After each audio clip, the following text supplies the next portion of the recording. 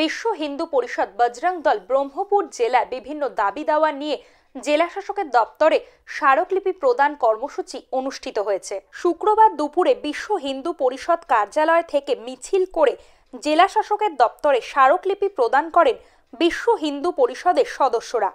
তাদের দাবি, পশ্চিমবঙ্গ ও বাংলাদেশের হিন্দুদের ওপর অত্যাচারের প্রতিবাদে স্মারকলিপি প্রদান করা হয়। রাষ্ট্রপতির কাছে তাদের ডেপুটেশন পাঠানোর জন্য জেলা শাসক দপ্তরে ডেপুটেশন দেওয়া হয় বলে জানান কুশল কুণ্ডু বিশ্ব হিন্দু পরিষদের জেলা সহ সম্পাদক। বাংলাদেশে লাগাতার হিন্দুদের প্রতি যে নির্যাতন চলছে, এই নির্যাতন, অত্যাচার, প্রতিদিন হিন্দু বিতাড়ন, প্রতিদিন হিন্দু মহিলাদের উপরে ধর্ষণ, এই যে নিত্য নৈমিত্তিক ঘটনা। আর ওখানকার একজন গবেষক আবুল বারকাত তিনি বলছেন যে বাংলাদেশ স্বাধীন হওয়ার পর থেকে দৈনিক 630 জন হিন্দু বাংলাদেশ থেকে বিতাড়িত হয়ে ভারতবর্ষে আশ্রয় নেয় বা পৃথিবীর অন্য দেশে আশ্রয় নেয়।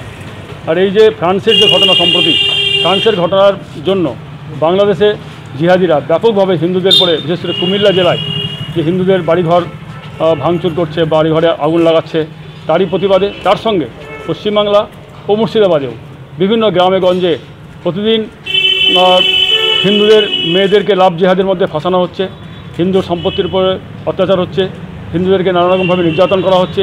হিন্দুরা এখানেও বিভিন্ন এলাকা ছেড়ে, মুসলিম এলাকা ছেড়ে সংখ্যাগরিষ্ঠ হিন্দু এলাকায় চলে যাচ্ছে।